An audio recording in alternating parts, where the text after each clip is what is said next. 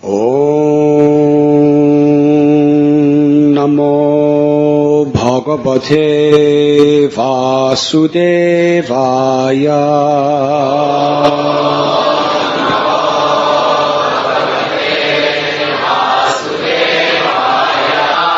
Konvatrate kila guru bhagavan prayasa.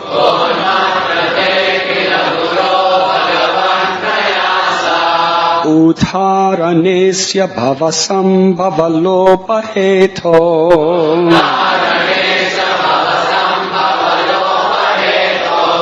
Mudheshu vai mahadanugraha artha bandho.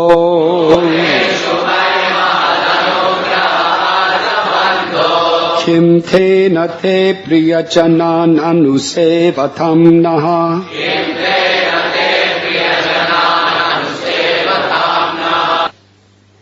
O my Lord, O Supreme Personality of Godhead, original spiritual master of the entire world, what is the difficulty for you who manage the affairs of the universe in delivering the fallen souls engaged in your devotional service? You are the friend of all suffering humanity, and for great personalities it is necessary to show mercy to the foolish. Therefore I think that you will show your causeless mercy to persons like us who engage in your service. Purport by His Divine Grace, A.C. Bhaktivedanta Swami Prabhupada. Here the words Priyajanan Anusevatam Na indicate that the Supreme Lord, the Supreme Personality of Godhead, is very favorable to devotees who act according to the instructions of His own pure devotee. In other words, one must become the servant of the servant of the servant of the Lord.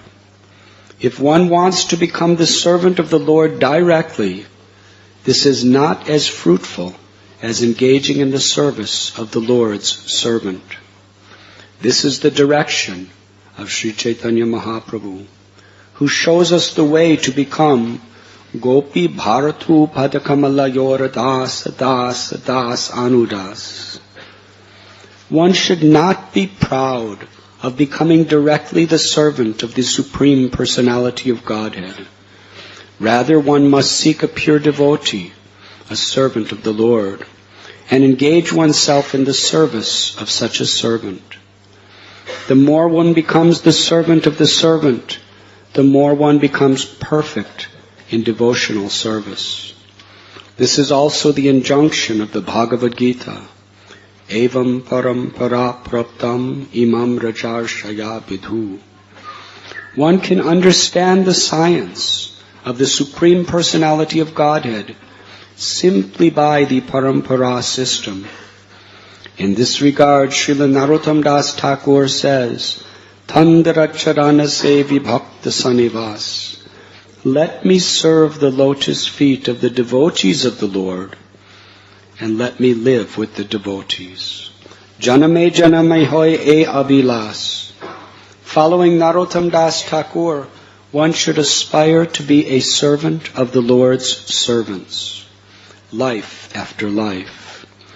Srila Bhakti Vinod Thakur also sings, Tumi to Thakur, to mara kukur, bolia janahaya more. O my Lord, O Vaishnav, please consider me your dog. One must become the dog of a Vaishnav, a pure devotee. For a pure devotee can deliver Krishna consciousness without difficulty. Krishna se tomar, Krishna dite par.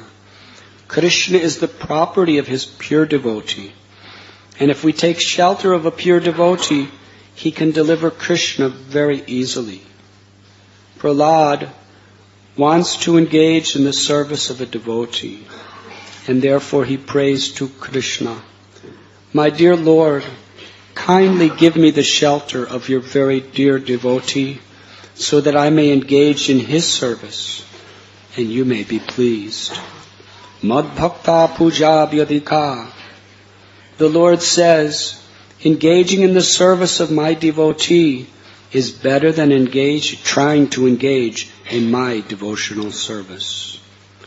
Another significant point in this verse is that by devotional service, Prahlad Maharaj does not want to benefit alone. Rather, he prays to the Lord that all of us fallen souls in this material world may, by the grace of the Lord, engage in the service of His servant and thus be delivered. The grace of the Lord is not at all difficult for the Lord to bestow, and thus Prahlad Maharaj wants to save the whole world by spreading Krishna consciousness.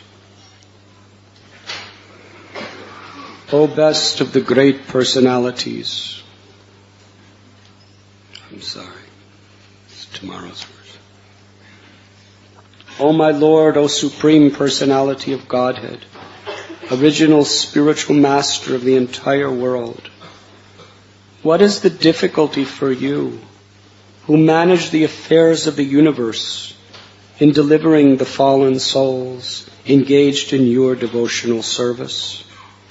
You are the friend of all suffering humanity, and for great personalities it is necessary to show mercy to the foolish. Therefore I think that you will show your causeless mercy to persons like us who engage in your service.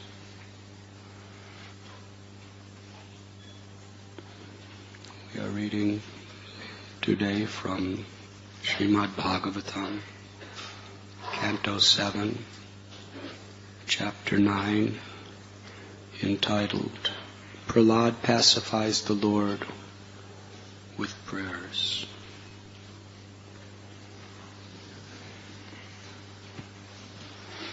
Before we begin, in this mood of the servant of the servant of the servant, Priyajanan Anusevatam, let us offer prayers,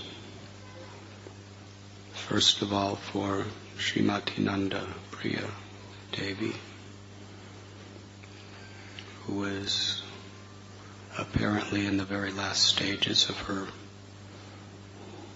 present life in this world with us. Wonderful, wonderful devotee who was inspired three generations of children on the path of pure bhakti. Let us take this moment to pray to Shri Shri Radha Gopinath to shower their blessings upon her.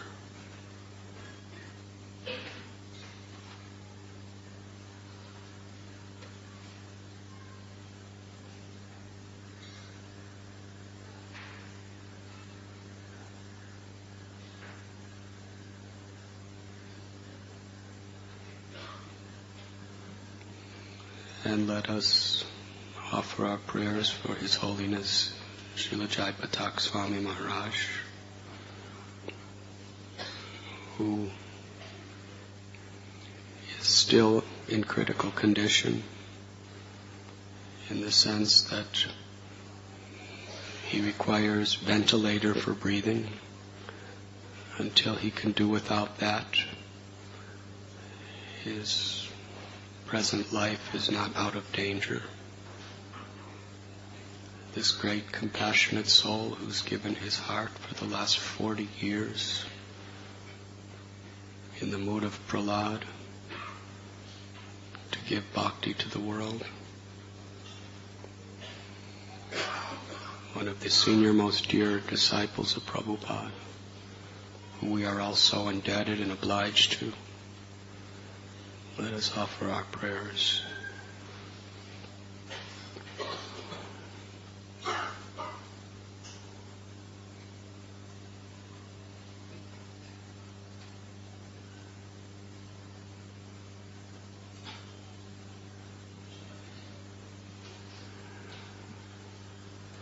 In today's verse,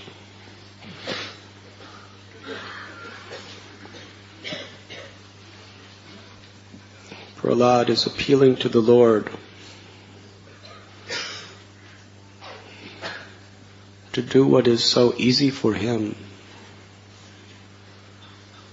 but absolutely impossible for anyone else.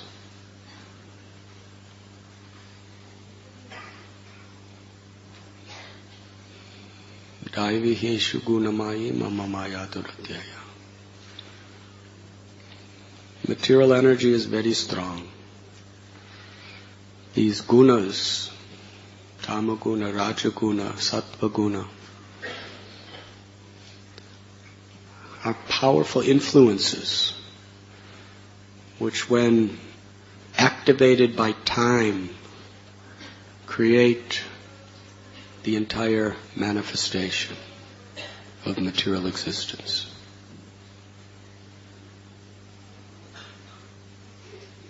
The influence of ignorance, passion, and goodness is so strong, the Lord explains, that no one can escape. Only one who surrenders to the Lord can escape.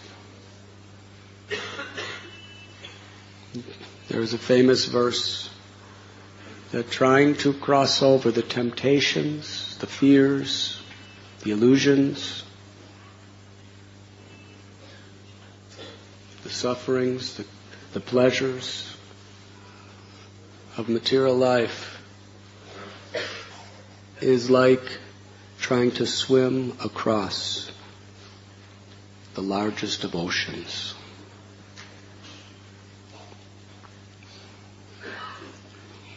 What is the hope of anyone to swim across even a small ocean like the Pacific Ocean?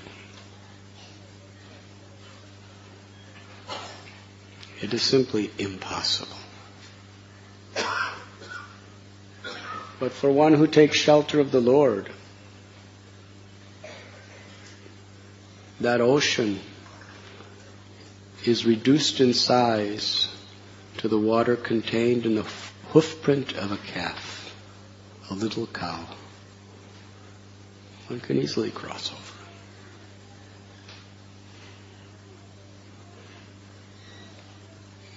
But how to take shelter of the Lord? That is what this verse is about. Prahlad says what's impossible for us is very easy for you, because you are the controller of material existence. You are Sarveshwareshwara, the controller of all controllers.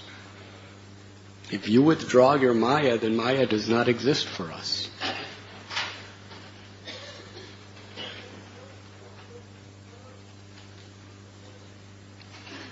And you are favorable to those who are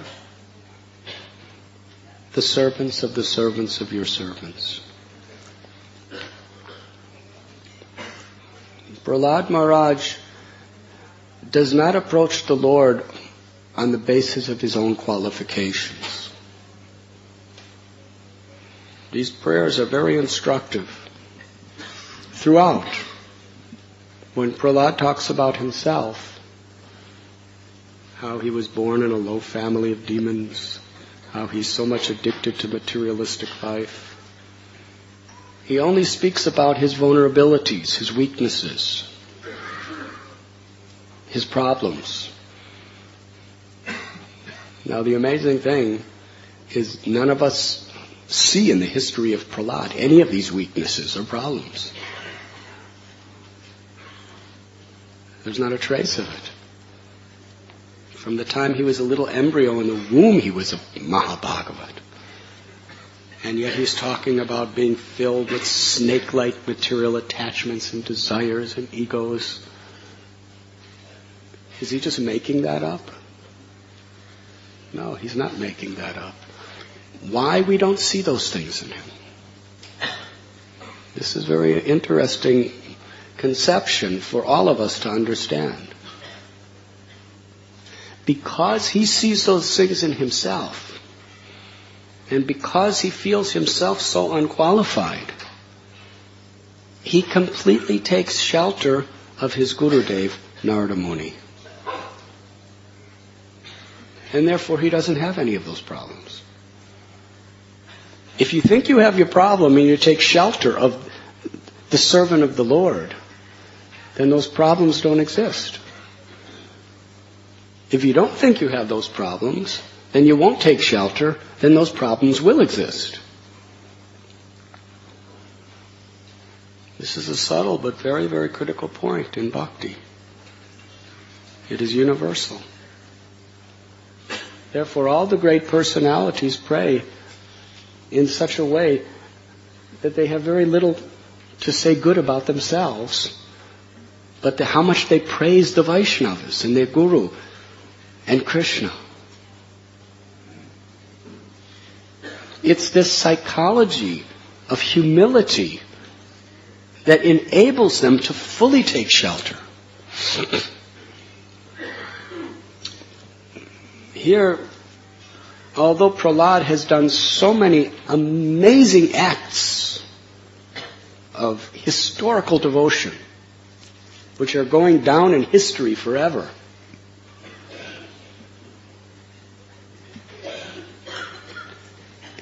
as far as he's concerned, his only qualification is that his Gurudev, Narada Muni, has blessed him. That's why you did all this for me, my Lord. And that's why you're standing before me now, offering me all the benedictions. You have incarnated in this world, not because of me, but because I serve my Gurudev. And by his mercy, he blessed me and you have come. Tandara Charana Sevi Bhakti Sanivas. Therefore Narottam Das Thakur is praying, let me just be the servant of the Vaishnavas. And let me be very happy to live with the devotees. And Srila Prabhupada is taking this principle and focusing on it in his illustrious purport. How the Lord is very favorable to one who follows the instructions of his pure devotee. And Prabhupada says, in other words, one must become the servant of the servant of the servant of the Lord. And Prabhupada quotes Bhaktivinoda Thakur, Tumi to Thakur, tomara kukur, boliya chanara more. Oh my Lord, oh Vaishnav, please consider me your dog.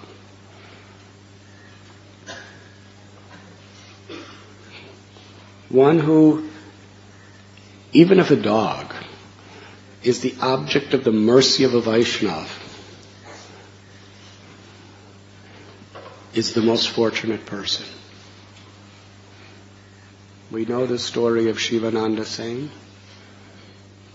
When he was bringing all the devotees to Puri, there were 300-400 devotees, and a stray dog happened to just join up with them and wanted to follow them.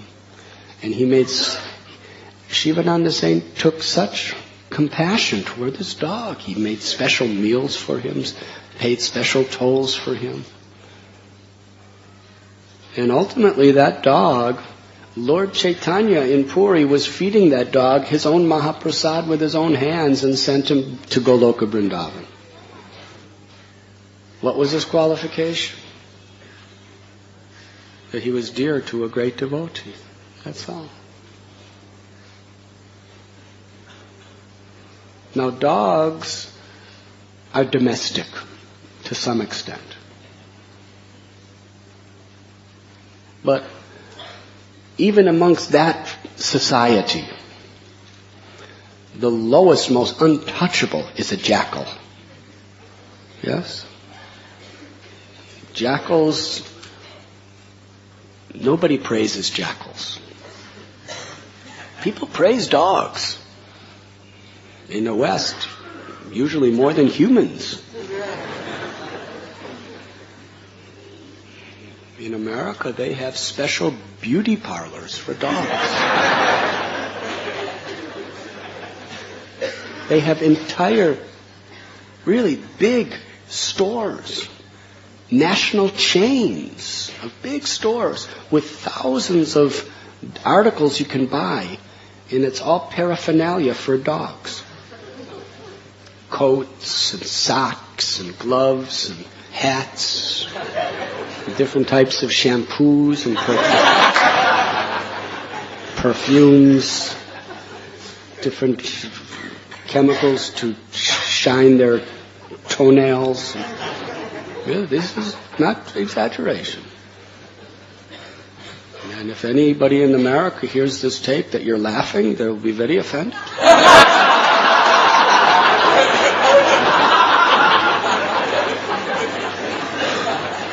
We'll have to edit this tape.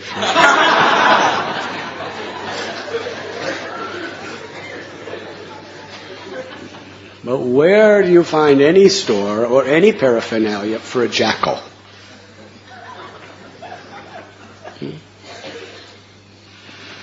Jackal is very low, considered very contaminated. In America, you'll see in almost any city, when people are walking their dogs, by the thousands and thousands, people walking their dogs. In the suburbs, in the cities, in the towns, in the villages, people walking their dogs. And they have a little machine, very simple little machine, or special rubber gloves. And whenever the dog responds to the calls of nature, because when they're outside, they do not discriminate where they do. Then the master, so-called master, will get fined by the government if he does not personally pick up the stool of the dog. So they put on their rubber glove and they pick it up and they put it in a little special. You get that at one of those shops, a special little box you carry and put it in. Sometimes they have little machines that scoop it and they put it in. You see this everywhere. So this is very menial service.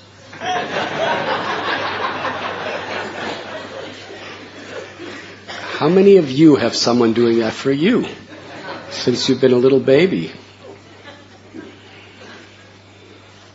But the dogs have. But nowhere have we ever heard of this for a jackal. Yes. But even a jackal, there's no discrimination. Dog, jackal. There's a beautiful story of one of the associates of Sri Chaitanya Mahaprabhu, Kamalakara Pipalai. He was having Nam Sankirtan at his home, in his temple courtyard. And one of the very, very most intimate associates of Lord Nityananda Prabhu. He is one of the 12 Gopals, one of the 12 principal cowherd boys of Braj Bhumi who descended with Lord Nityananda Prabhu. His name is Parameshwar Thakur. Very close to Janava Devi, Lord Nityananda Prabhu's consort as well. Parameshwar, it is explained, he went to Vrindavan, the final visit of Janava Devi, and personally witnessed her merge into the body of the deity of Ananga Manjari in the Gopinath temple. But in this particular instant, Parameshwar Thakur was dancing and chanting in the kirtan at Kamalakara Pipalai's home. And many, many people were coming. Very attractive kirtan. They were singing, they were dancing, they were so blissful. Krishna is not different than his name.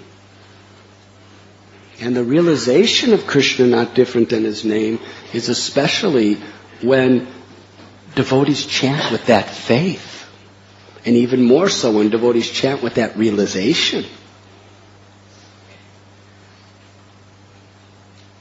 So it was very popular. But there was some very, very antagonistic people who hated Vaishnavas. And they couldn't tolerate this kirtan.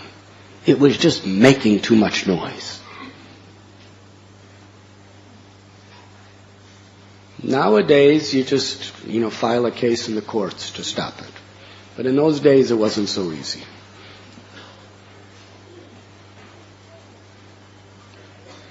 They wanted to disgrace it.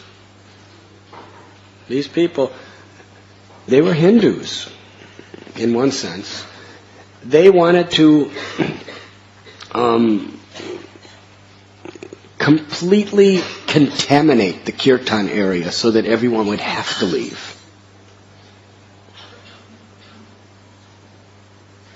So the devotees were chanting and dancing very blissfully, and these men, they were burning with envy because so many people were having such a good time. Materialistic people who are envious, they cannot tolerate other people happy when they're not happy. So what they did to completely contaminate and disrupt the entire kirtan, they went out and killed a jackal. Right? And then they threw the jackal, the dead corpse of a jackal, right into the middle of the kirtan. Everyone, they were chanting, dancing, and all of a sudden this dead, bloody jackal just right in the center of the kirtan.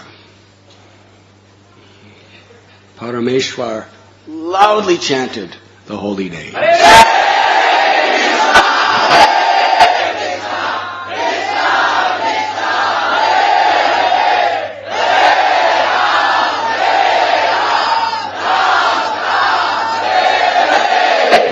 Suddenly the jackal came back to life, leaped in the air, and started howling the Hare Krishna mantra.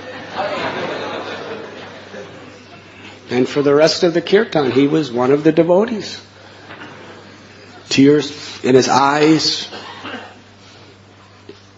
screaming out the holy names, dancing in ecstasy.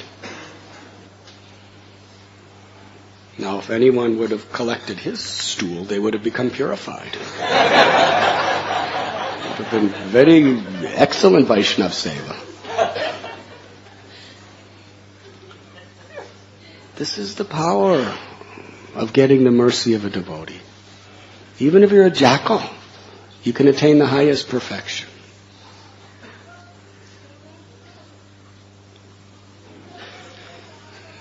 There's a well-known story in Sri Chaitanya Charitamrita which reveals this truth.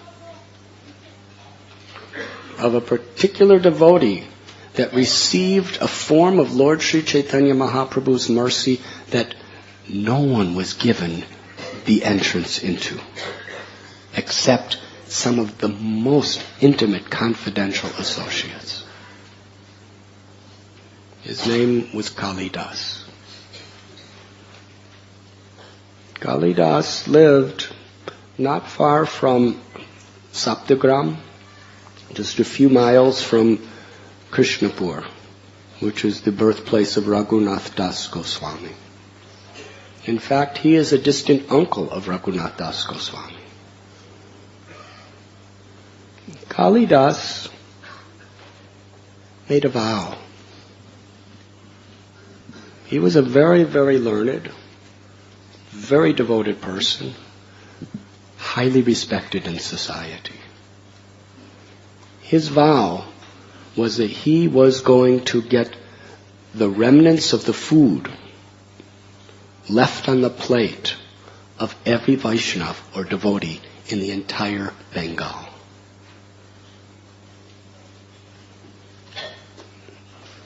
And he was determined.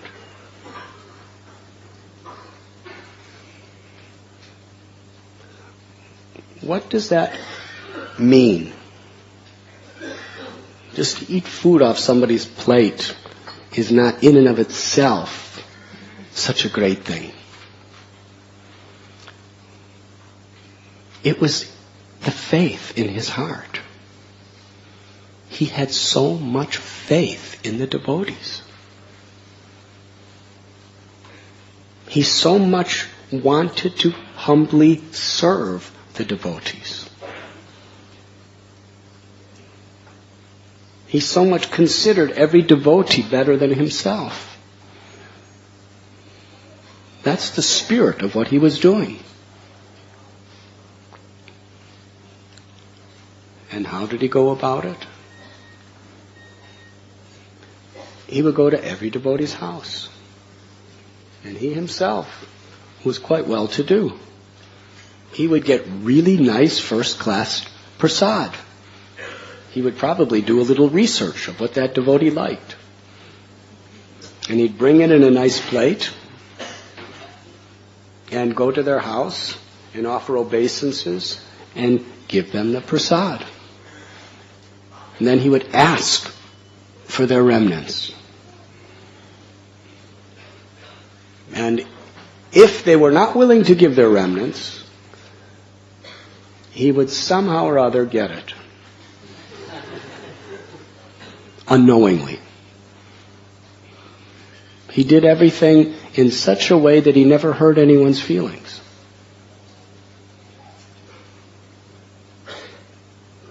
He would very humbly, with folded hands, say, please bless me and honor me with some remnants after you eat this. And if they said, no, we cannot give you our remnants. You are superior to us. Then he would bow down and leave. And he would come back. Nobody would know, and he would hide until they would throw out. He'd give them always some prasad where there would be some peel or some seed or something. Or the plate. He would give them a plate, a leaf plate. And then after some time, they would throw the plate in the rubbish pit, and then he would go secretly to the rubbish pit and lick the plate and get whatever remnants. In this way, thousands of people, he'd do this.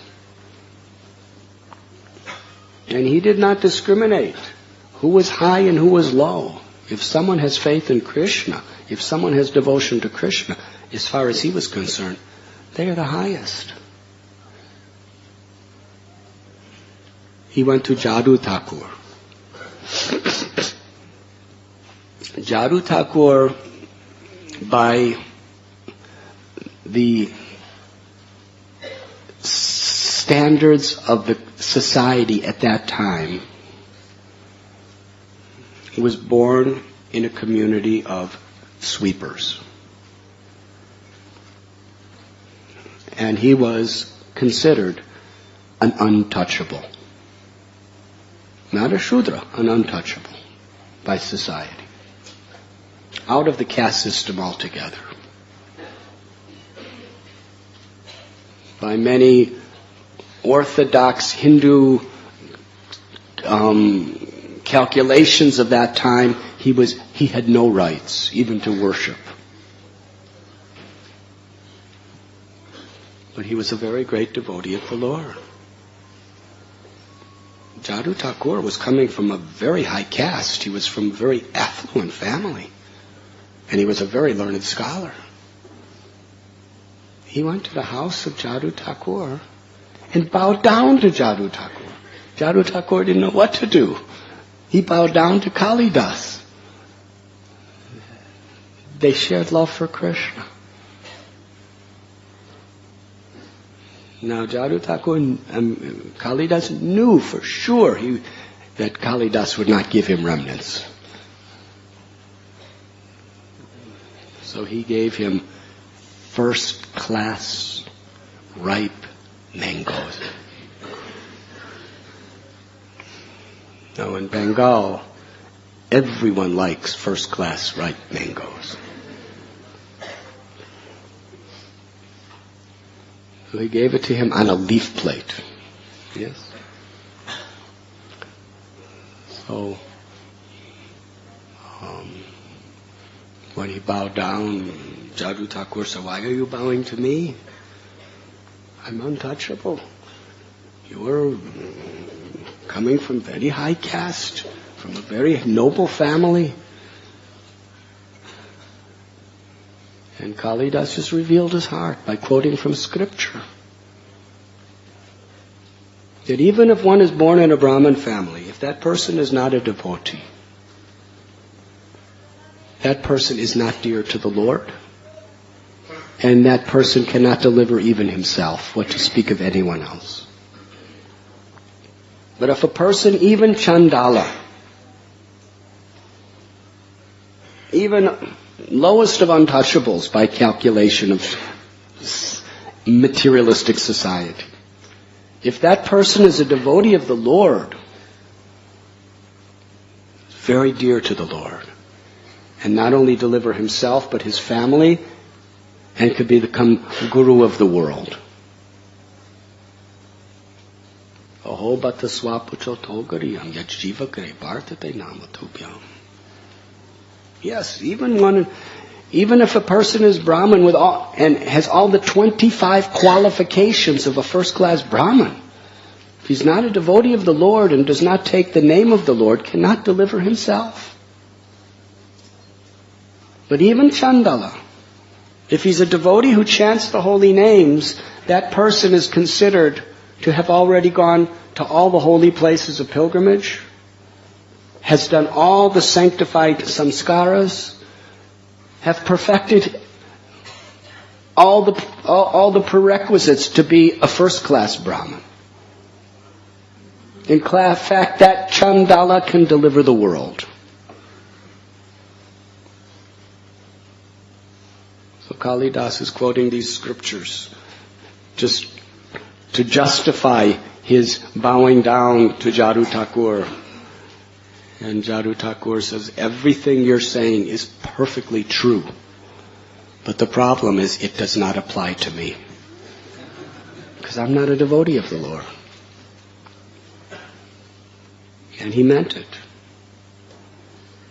So it went on and on like this. They were exchanging their love for Krishna. By both of them completely humble. Kalidas just wanted to be the servant of Jadoo Thakur, and Jadoo Thakur just wanted to be the servant of Kalidas. And in the end he gave them the mangoes. And then he asked his leave. And Jadoo Thakur walked him, which is a tradition of hospitality. Not that you just, sit in your chair at home as somebody's leaving and say bye.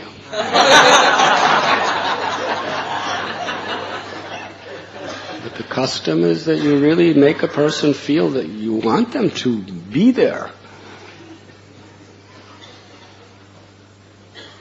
I know Krishna, Chandra Prabhu, Radha Priya Devi. I've seen whenever anyone visits their house and goes to leave their house, my parents, they couldn't believe this. My old friend, Gary, he couldn't believe it. Even I can't believe it. When you're leaving their house, Radha Priya is always crying. Always crying. Why are you leaving? Why don't you stay? We'll miss you so much. And it's so much from the heart. And, it comes to you to the stairs, to the downstairs, until you come to the car. And Krishna Chandra is in the same mood. His tears are not necessarily as visible. But the same spirit is there. And when you leave, you're thinking, these people there's so much love. There's such a service attitude. That's culture.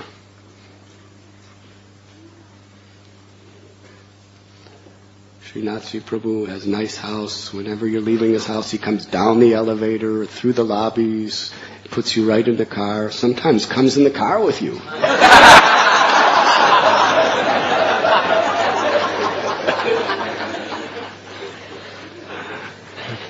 Sometimes he's come all the way to my room with me. I'm wondering, we should get another mosquito net to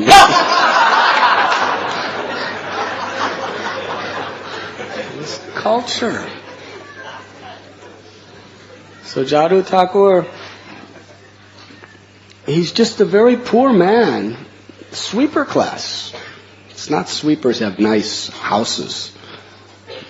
They're the poorest of the poor. But he was so rich with culture. As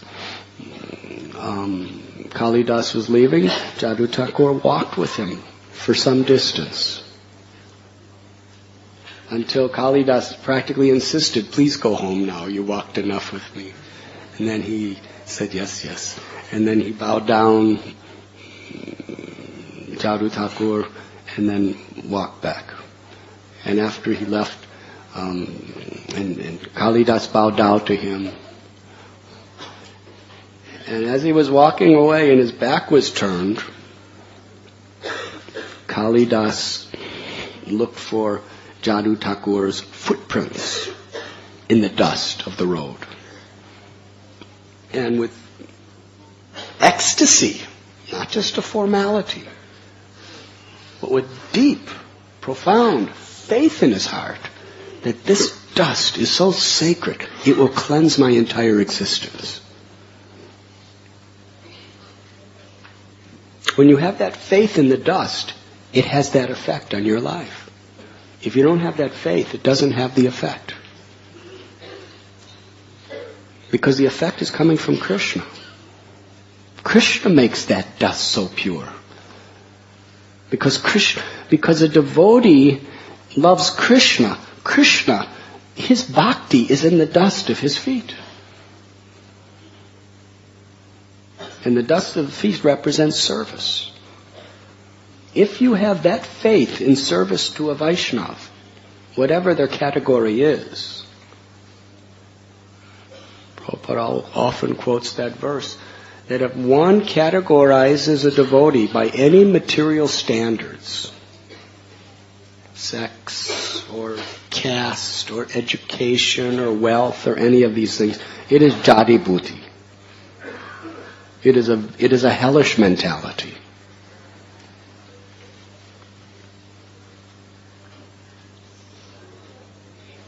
So Kalidas, with so much faith, he considered that dust that was just on the roadside to be more precious than diamonds or rubies or emeralds or sapphires in the museums. He considered it more precious than lavish marble and gold and silver and silks. Because he considered it to be the remnants of the devotion of one who is dear to Krishna.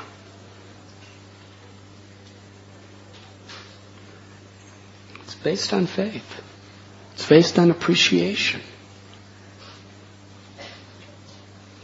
No one was looking except Krishna in his heart. When he went on his knees and picked up that dust from the footprints and smeared it over his body. Only Krishna saw him. Lord Chaitanya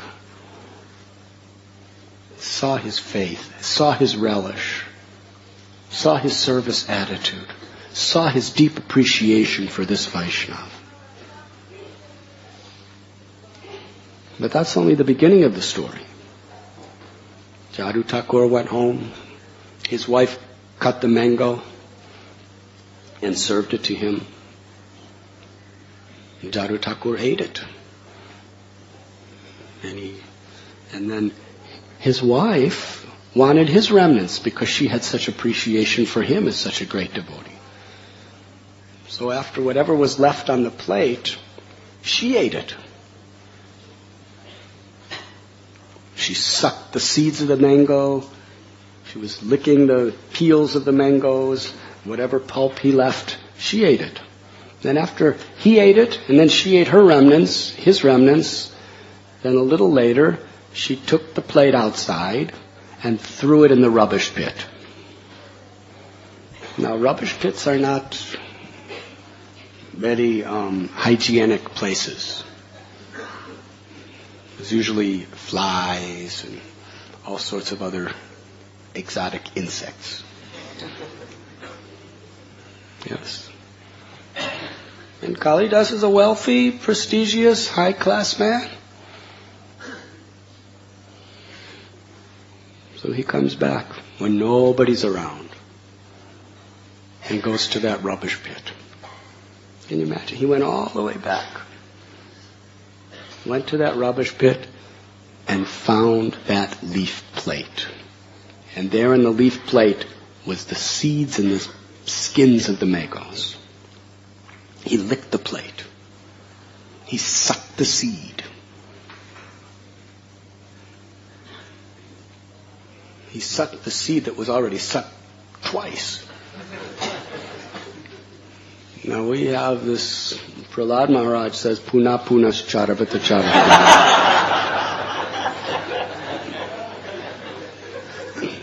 You could think he's like that, chewing that which has already been chewed.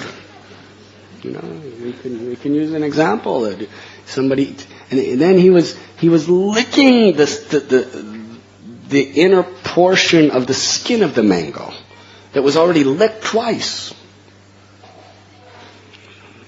So we could say that material enjoyment is like this. Somebody licks the mango skin, sucks the seed, throws it in the rubbish bin. Then somebody else picks it up, does it, throws it out, and then you come and do it again. Yes?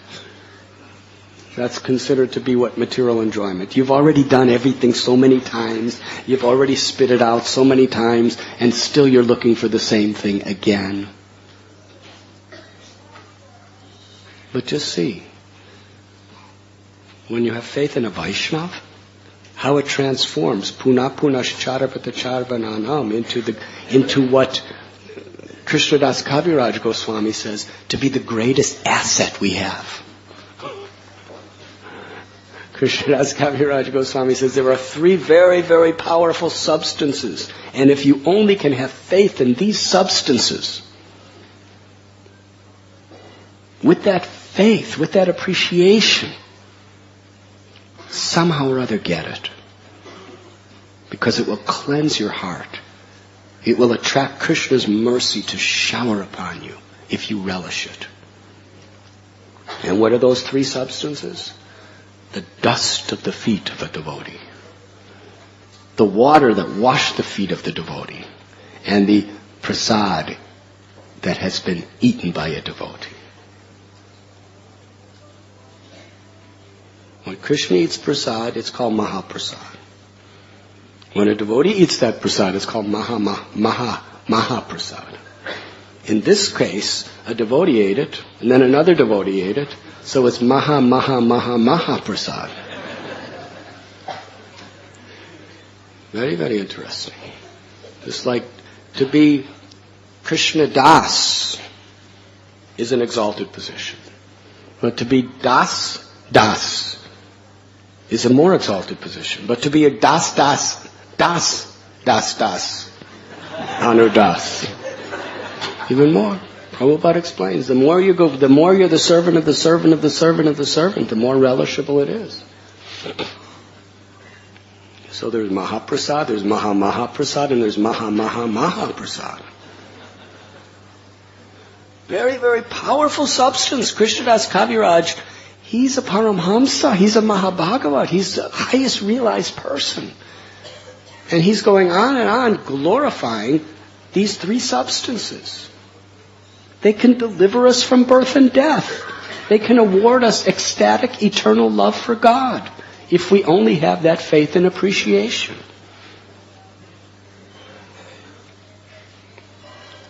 That is a service attitude. So here is Kalidas. He's a wealthy man. He's a very prestigious personality. But he's just wandering around Bengal begging for some dust and for some eaten mango pits. Now, He's the one that gave the mango. Certainly he could have bought a few for himself, offered them to Krishna, and just could have all that juicy pulp, right? He could have just relished all that juicy mango pulp like every Bengali likes. But he didn't want it. He wanted the dried up, tasteless fibers that are just stuck to the seed after two people eat it. And as he was sucking that, even if there were no fibers, just the seed itself that they all put their mouths on, the Vaishnavas, Jaru Thakur and his wife, they put their saliva on that seed. Even if there was no fibers, he was just licking the seed.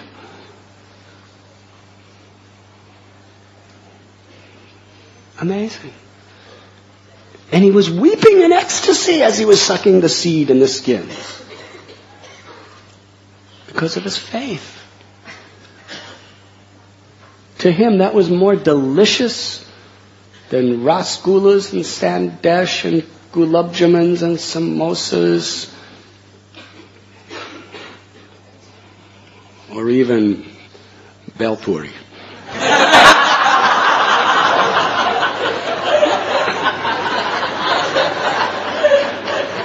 For those of you from Chopati Beach.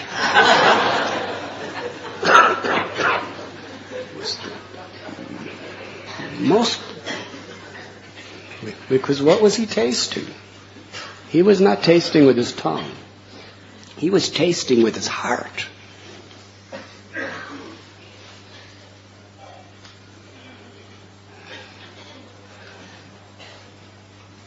Yes. He considered this the greatest wealth in all of Brahma's creation. To get that Maha Prasad.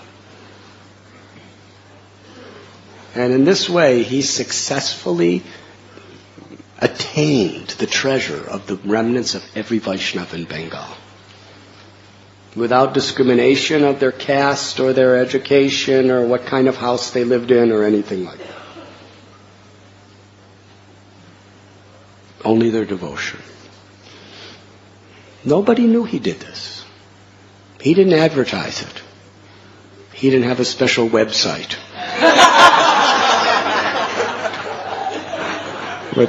with a photo essay of how he got how he got the remnants of every Vaishnava.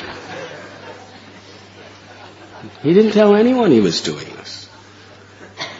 But Sri Chaitanya Mahaprabhu is the Lord within the heart. He knows. He has such faith in my devotees. He loves those who I love so much. He's really the servant of the servant of the servant. And it's not that he never offended anyone. Those who didn't want him to take the remnants, they never knew. He did it so discreetly. And he served them. He went to their houses. He spoke beautiful words to them. He expressed his devotion to them, his respect for them. He arranged nice prasad for them. He was serving the devotees. But what was his mood of service? That's what the Lord sees. The Lord does not see He does not see what we give. He sees the purpose in which we give. And if we give something to those who we love, who Krishna loves, Prabhupada would sometimes quote the Western saying, "Love me, love my dog." And it's true. Sometimes when I'm walking down an American street dressed like this, people look like, what are you? And the easiest way to break through the barrier is if somebody has a dog. If they're walking their dog. It works every time, without exception. If you go to America, try it and you'll see. It's like a magic mantra. They're walking their dog, they look at you, they won't even look at you. And you just say, and I just say, what a beautiful dog. And they just look at me and they smile. And they have tears in their eyes and say, oh, thank you very much. And sometimes they even start asking about Krishna.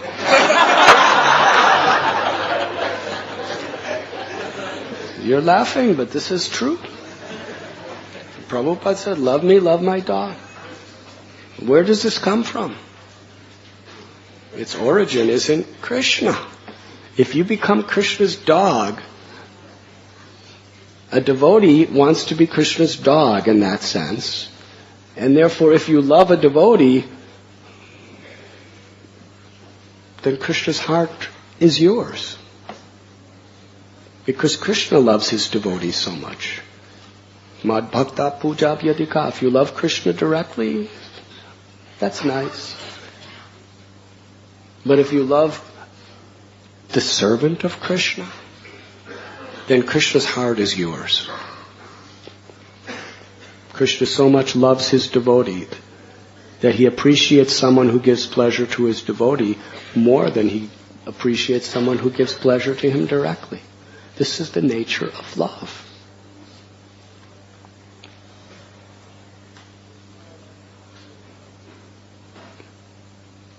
So after successfully fulfilling his vow, Kalidas came to Jagannath Puri. And he was about to embark on a mission that was extremely dangerous. Should I tell? Lord Chaitanya would go to the Singhadwaram, the main gate of Jagannath temple. And as a sannyasi, Govinda, his servant, would carry his kamandalu, his water pot.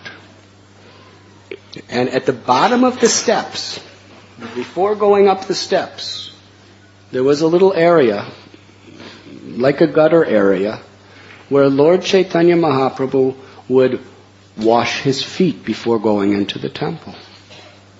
Because after all, this is Lord Jagannath's temple. And he wanted to be as clean as possible to go into Jagannath's home. So he would wash his feet. But Lord Chaitanya, being in the mood of a devotee, would not allow anyone to ever touch a single drop of that water. He made this very strongly clear. It would be considered a humiliation and an embarrassment for him, for anyone to take that water and touch it. Because as a devotee, he was thinking his feet are dirty and nobody should touch it. And because he made it so clear, the devotees were so afraid to go near that water. Nobody dared to even attempt to touch that water. Except a few of the most intimate, confidential devotees, somehow or other, without the Lord knowing, very secretly. Krishnadas Kaviraj Goswami does not tell how they did it. But very discreetly, without the Lord knowing, they would figure out a way to get it on rare occasions. Hare Krishna. So when Sri Chaitanya Mahaprabhu was about to ascend the stairs at the Singhadwaram, his kamandalu poured the water over his feet, and Kalidas appeared right at that moment. And Sri Chaitanya Mahaprabhu looked at him. This is the servant of my servants. This devotee serves the Vaishnavas with such faith. The water poured onto Lord Chaitanya's feet. And Kalidas cupped his hands right under Lord Sri Chaitanya Mahaprabhu's lotus feet. The water, it all poured right off of his feet, and all the drops of it fell into Kalidas's cupped hands. Could you imagine the other devotees there? In Lord Chaitanya's presence, they wouldn't even look at that water. They were so afraid of the Lord's wrath. And he's just filled his hands up, and they're all watching. And Lord Chaitanya is looking right at him. And then right in front of the Lord's lotus eyes and all the other Vaishnavas, he takes the cupped hands filled with the water and drinks it. Large quantity.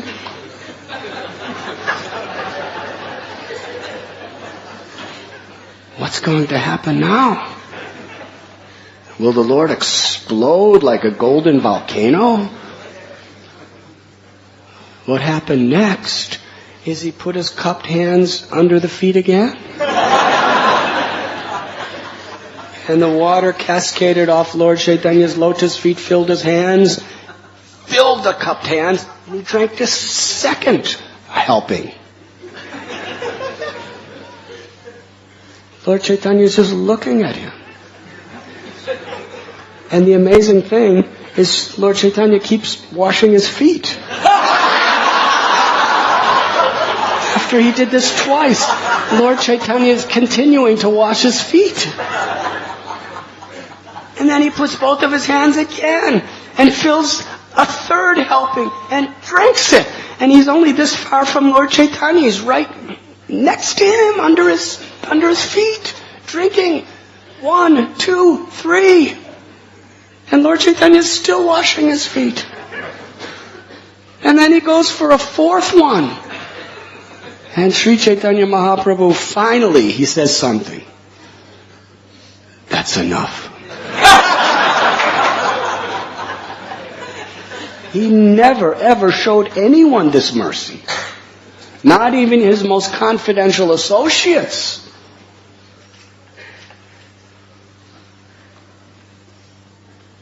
Why? Gopi Bhartur Padakamalayora Dasa Dasa Das Anudas. Because he was the very personification, the embodiment of one of the primary teachings of Lord Chaitanya. To be the servant of the servant of the servant. With love, with respect, with affection.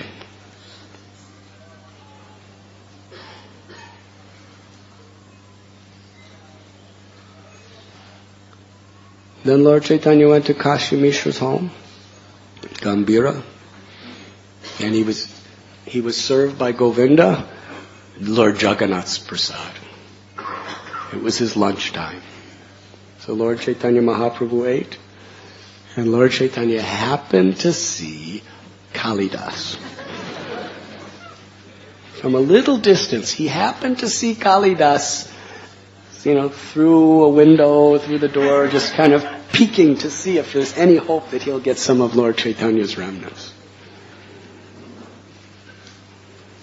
And when Lord Sri Chaitanya Mahaprabhu finishes his prasad, he tells Govinda, bring this prasad to Kalidas.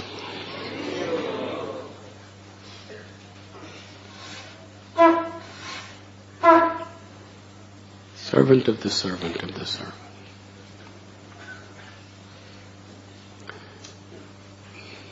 Again, we reiterate, service is not just doing something. It's how we do it.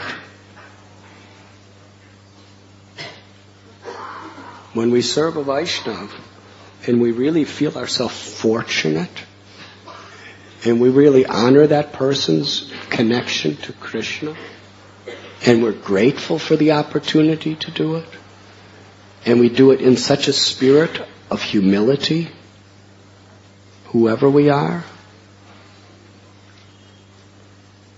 that attitude conquers Krishna.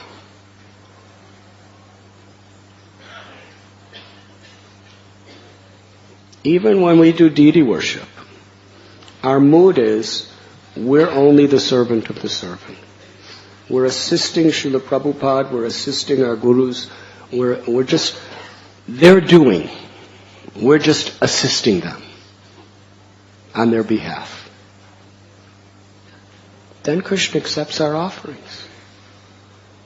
If we try to do directly, Krishna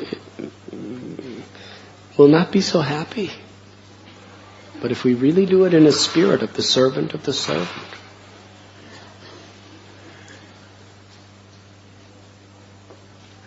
that is true bhakti. And that is what Prahlad Maharaj is speaking here in this verse today.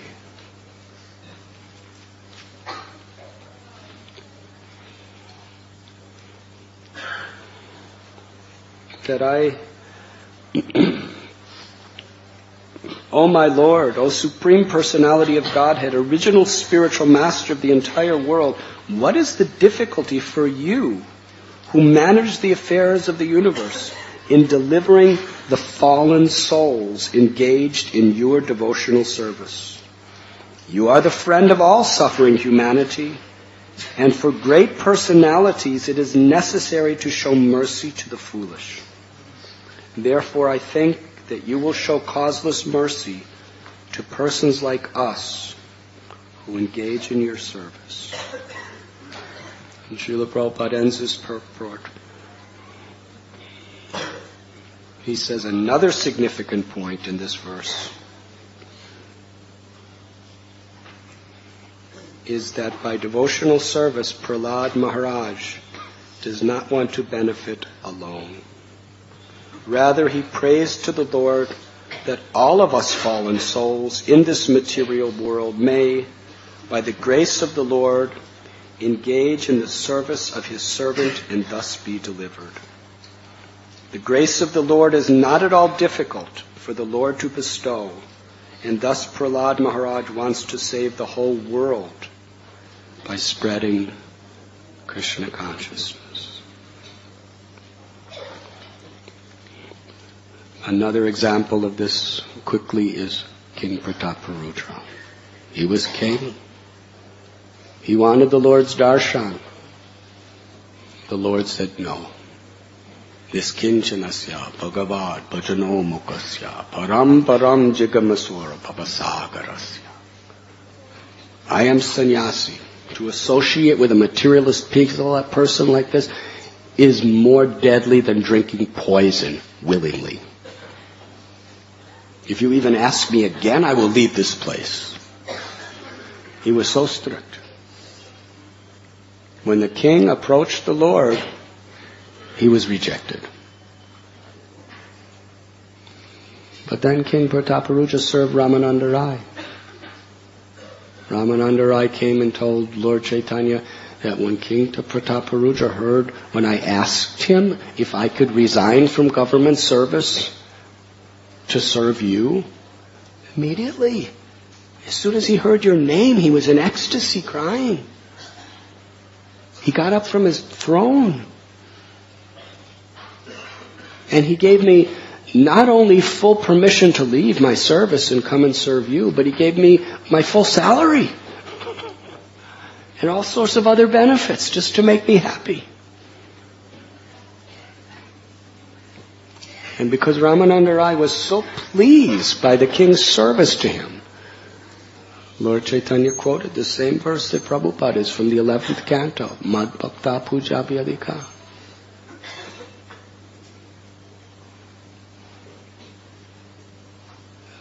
That Krishna is more pleased when we serve his servants. Because King Prataparudra has served you with so much faith and affection, Krishna will certainly bestow his full mercy upon him.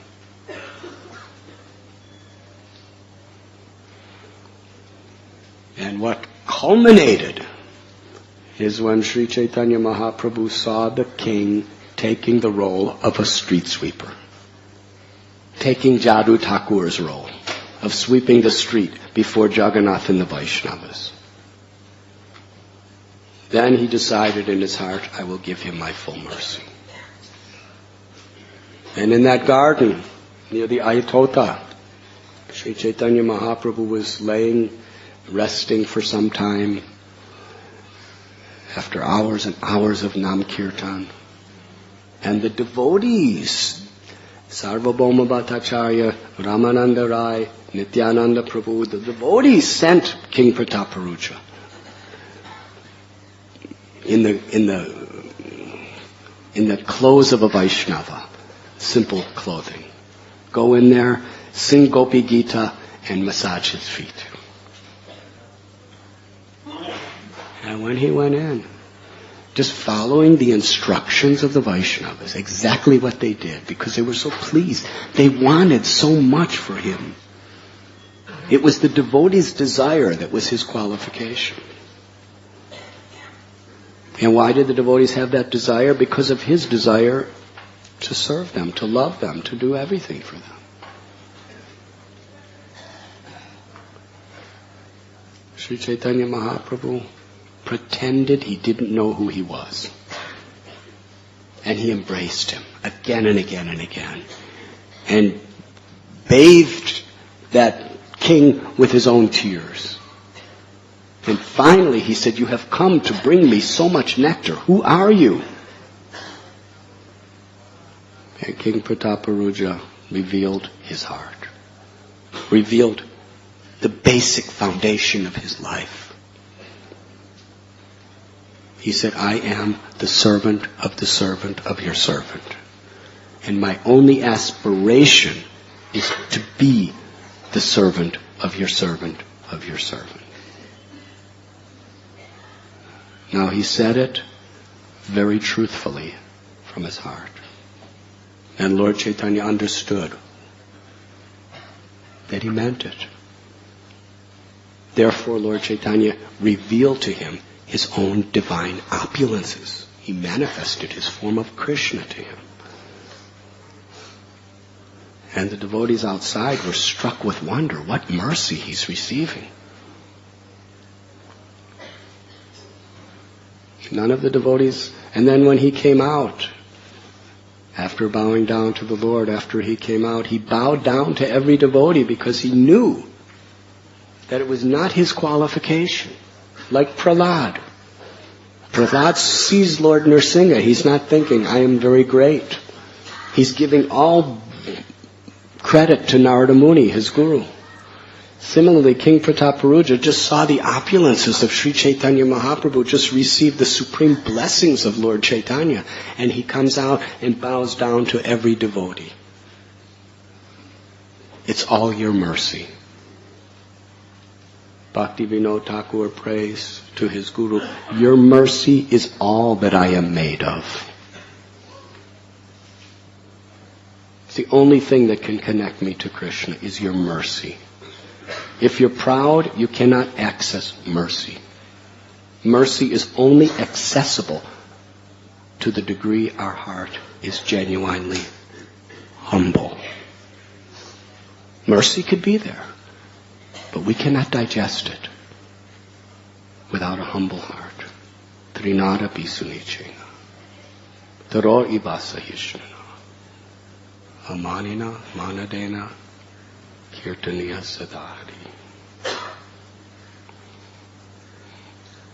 This is what Prahlad Maharaj is teaching us in this verse today. Thank you very much. Is there any questions?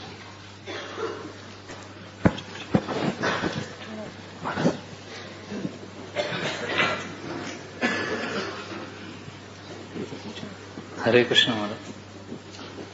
You were mentioning about that service is not just doing it, but...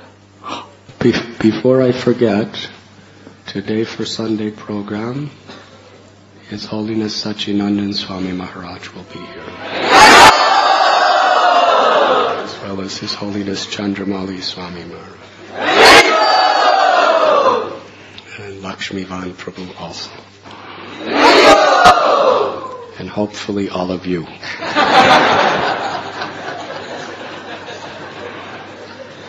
Haribol.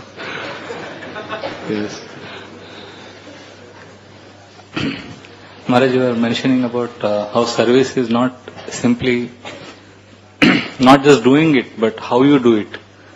And when we are doing one of the most important services, that is of chanting in the morning, japa, we get a lot of thoughts about other things to do throughout the day.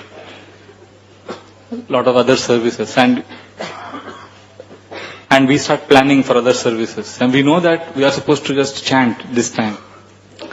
And because of this, the consciousness gets affected. Sometimes we also make a resolution and we pray and we try hard. But then when we sit down to chant, then the mind just wanders away. So my question, Maharaj, is how when we are chanting, how can we avoid all other, although they are important services, but how can we avoid all the other thoughts and just focus on the holy name? So because so many things to be done and so many services, so how should we chant? First of all, I offer my obeisances to you that the only thing you think about when you chant is service. Maharaj, service is one thing. And you didn't say anything about sense gratification. Sense gratification. Both.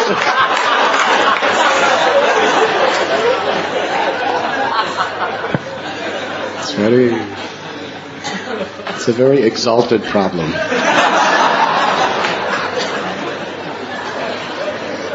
Maharaj, most of the time it's sense gratification, but now because the marathon is coming up, the last few days only these thoughts are coming. So I thought I'll ask you now. So both problems are there, sense gratification also and sometimes services thoughts also.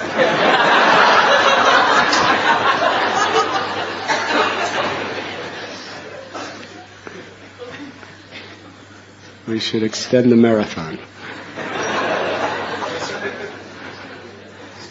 At least for you.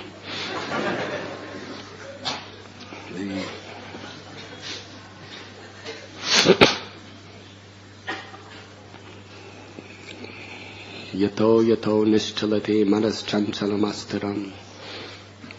Bhagavad Gita explains when the mind wanders, we just keep bringing it back. So focus on the holy name during chanting. We should be convinced within our own mind that the empowerment that I will have in my service is to the degree I could be absorbed in the holy name when I'm chanting. We should have that conviction.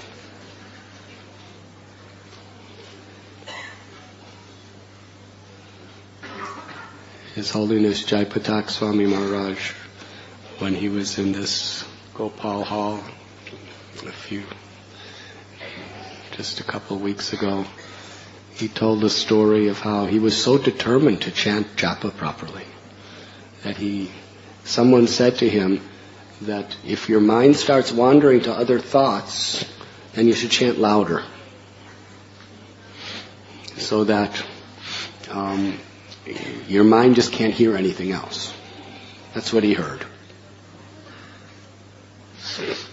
So he read it in one book. So because his mind was thinking other thoughts, he was screaming out the holy name. And because he was only 19 years old, he had strong, Hare Krishna, very loud, Hare Krishna. He would just start Hare Krishna, and then some thoughts, Hare Krishna, and then he was yelling he was really very loudly. And he was really absorbed because he couldn't hear his thoughts. But the problem is, everybody else in the temple couldn't hear their own japa.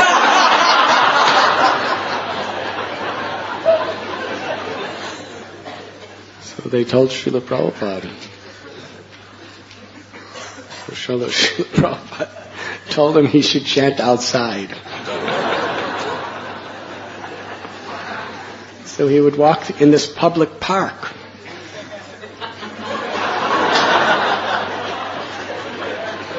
Early morning.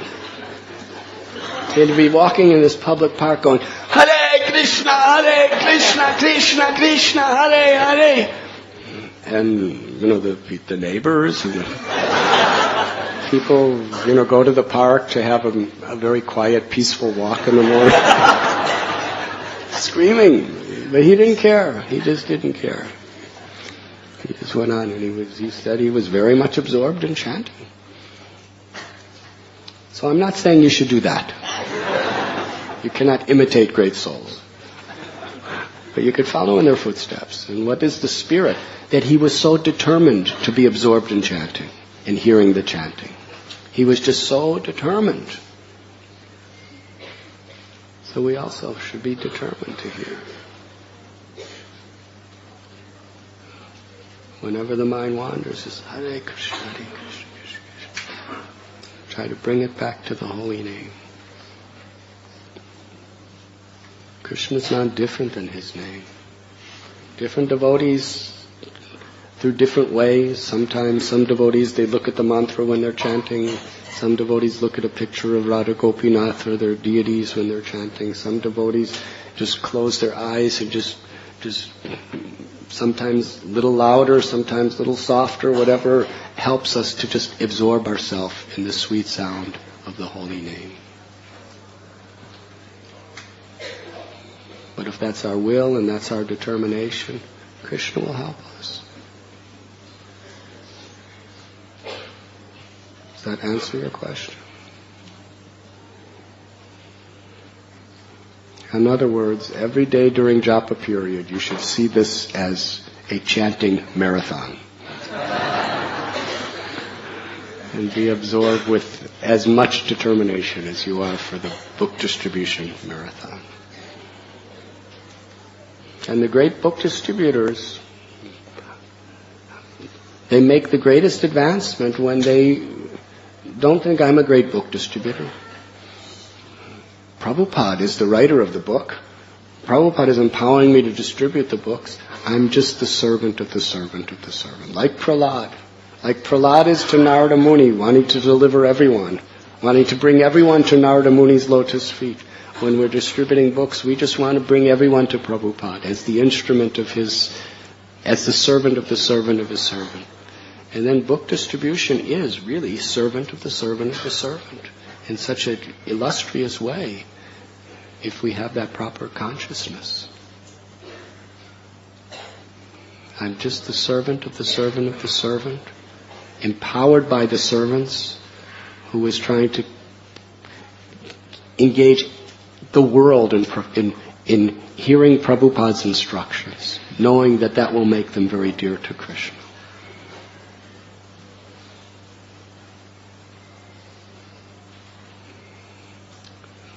Is there another question? Yes, Prabhu.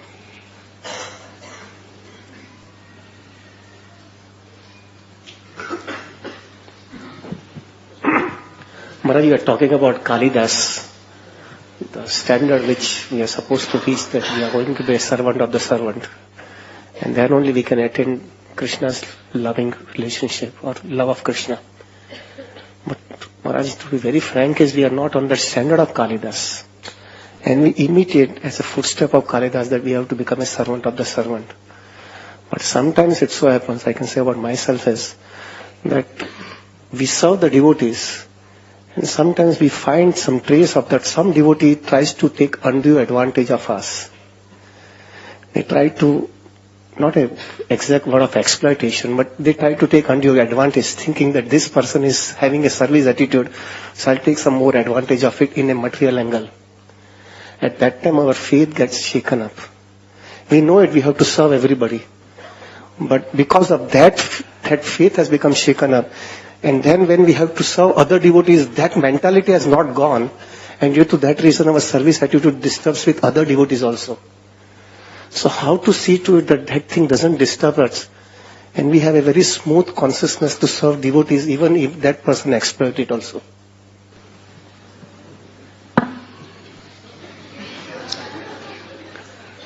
I knew you would ask that question.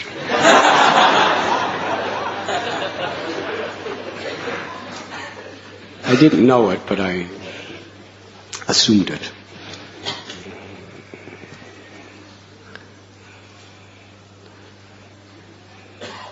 You see, Jadu Thakur was a pure Vaishnava.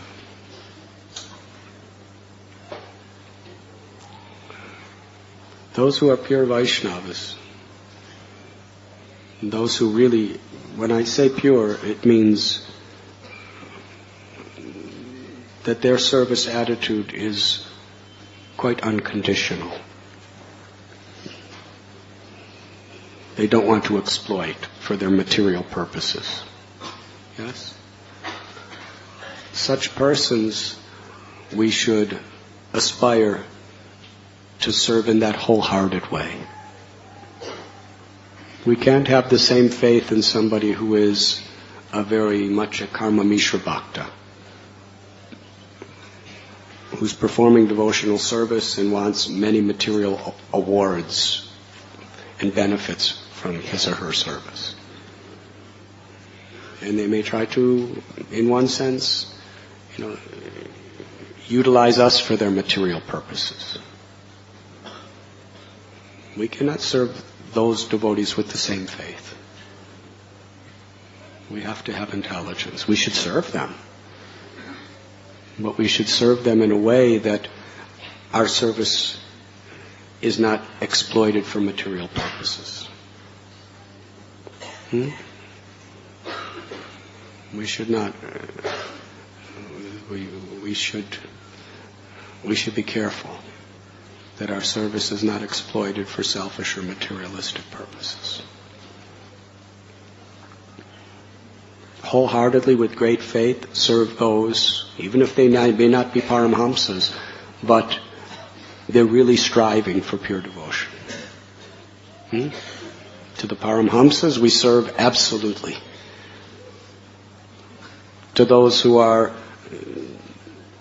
perhaps somewhat like us or more advanced, but they're really striving for unconditional devotional service, we should serve them without reservation.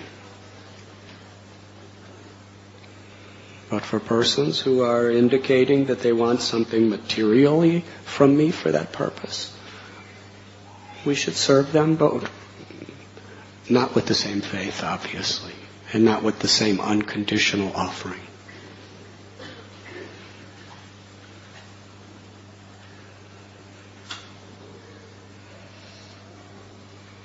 But still, we should serve them.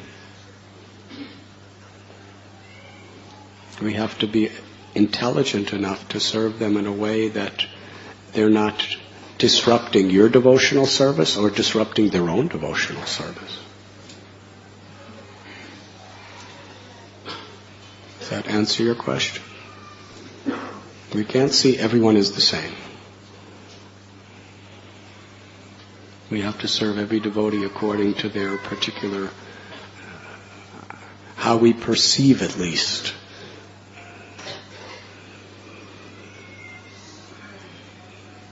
They are performing their devotional service.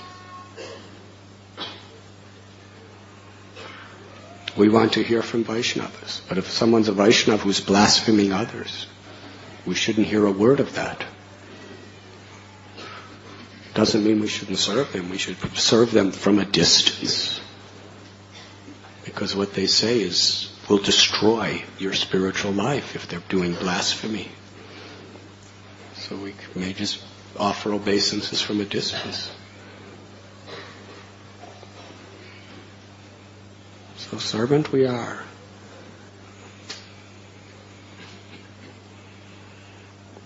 But we have to use proper intelligence. Not everything is one. Atinta Veda Veda Tattva. Service we are to everyone, but each person, there's diversity in how we serve and in the faith that we serve. If someone is trying to exploit, we have faith in the principle of serving a Vaishnava. But we have to discriminate that the service is actually being used for Krishna.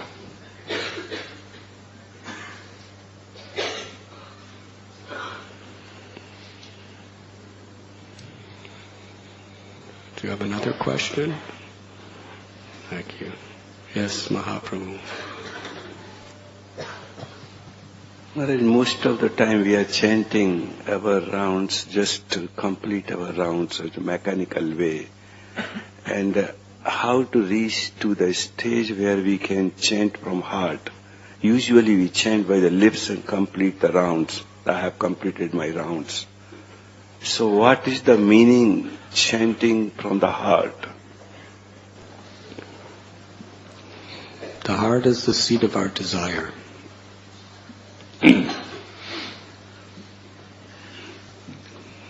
We should desire pure devotional service. We should desire to please Krishna. We should desire prema bhakti. We should desire to please Guru, Vaishnavas and Krishna. We should chant with that desire.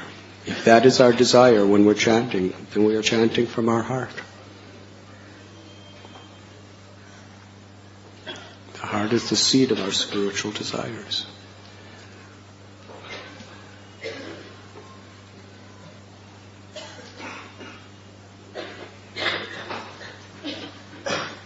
What do you want?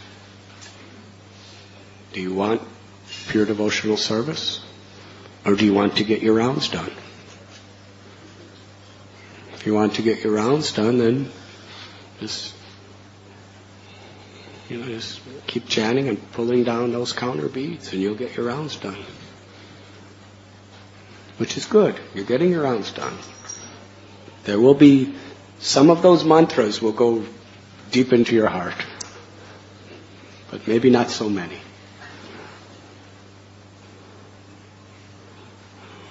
But chanting from the heart means I'm chanting because I really want to purify my heart.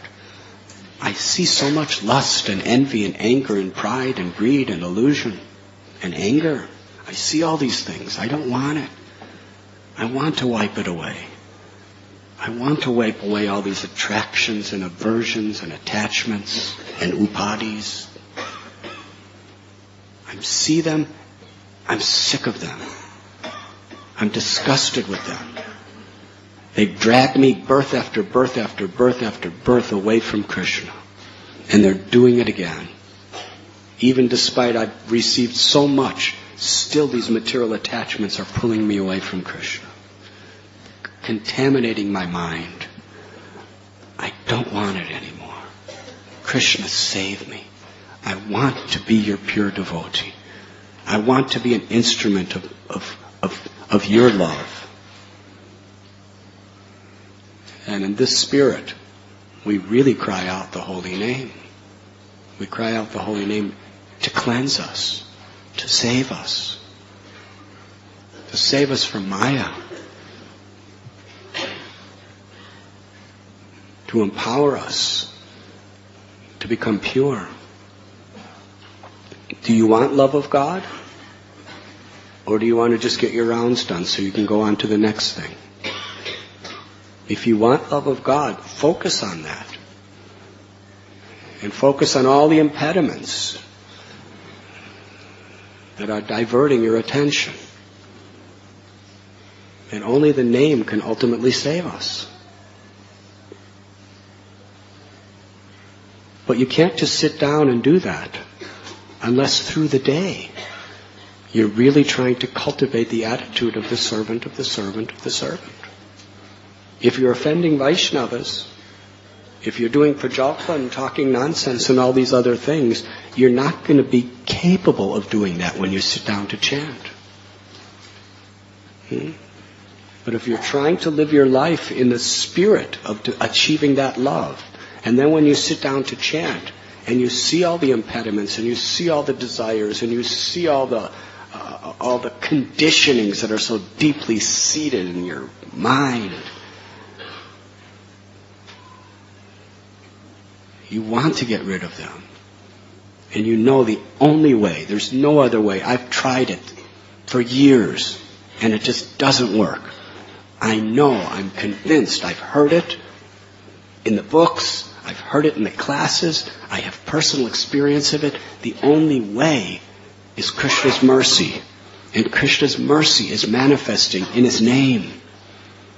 And that mercy is accessible by how humbly and sincerely I chant.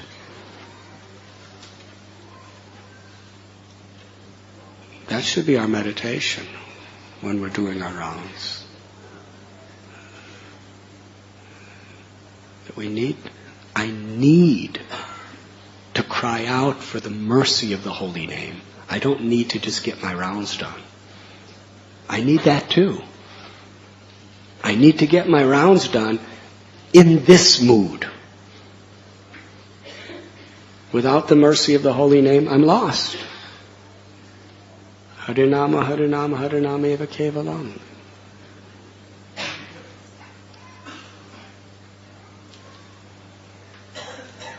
In this spirit, we should pray for mercy as we're chanting the holy names, like beggars. If a beggar, as we were saying in Padarasana, if a beggar comes to you with a beautiful silk sari and diamond necklace just coming out of her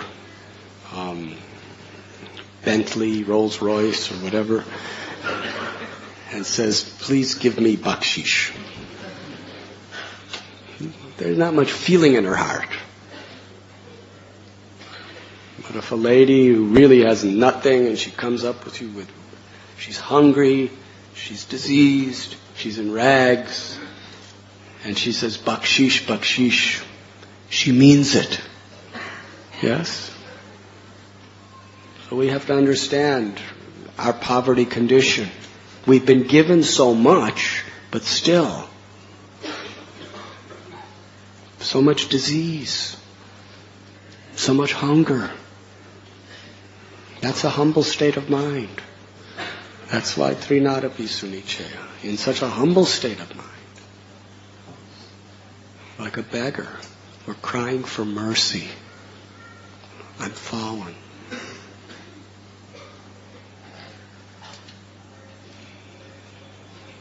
Then we cry for Krishna's mercy.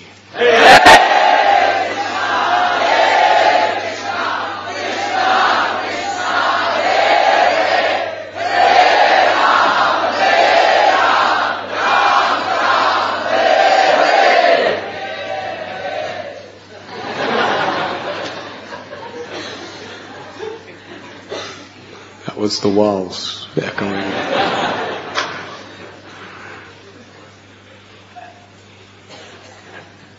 Does that answer your question? Thank you. So I think that, okay, I cannot say no to Ramsidhari. Thank you, Maharaj. Maharaj, you spoke at length about the remnants up to get of the great souls. And I was very fortunate. It's very, not that difficult to get the remnants of my beloved Guru Maharaj. But a lot of brahmacharis, when they visit our house, they lick the plate to such an extent that there is nothing left, Maharaj.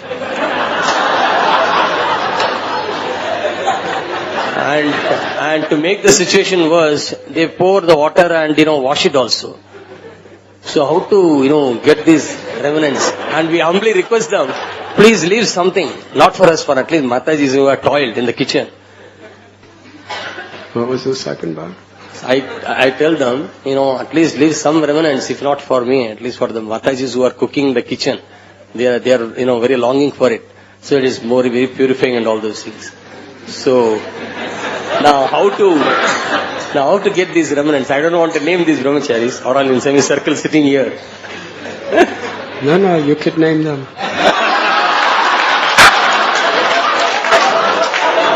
His Grace Govind Prabhu, His Grace Radha Gopinath Prabhu. So many of them they come. Gaurang Prabhu also, So please tell them, to leave some remnants so that.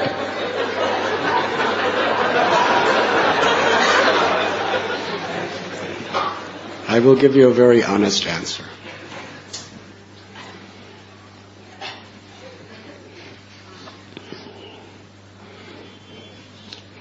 I've been asking the same question for many years. how I could get their remnants. So when you find out, please tell me also.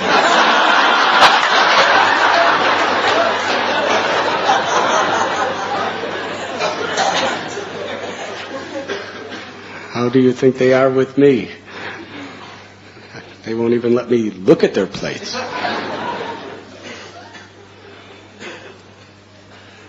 But one thing I can say is Krishna sees the desire. If the ladies in the kitchen really desire, then they are getting transcendental remnants.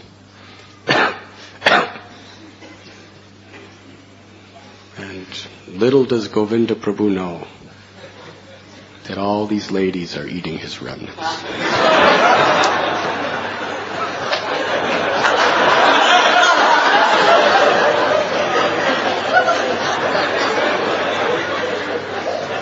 If he leaves some crumbs, then they'll eat his remnants in a certain way, in sambhoga. But if he doesn't leave crumbs, they'll be eating his remnants in vipralamba. In separation, it will be even more intensified.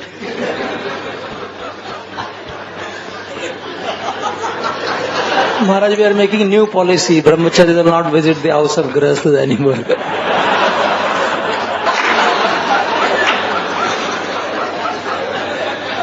That will even more intensify their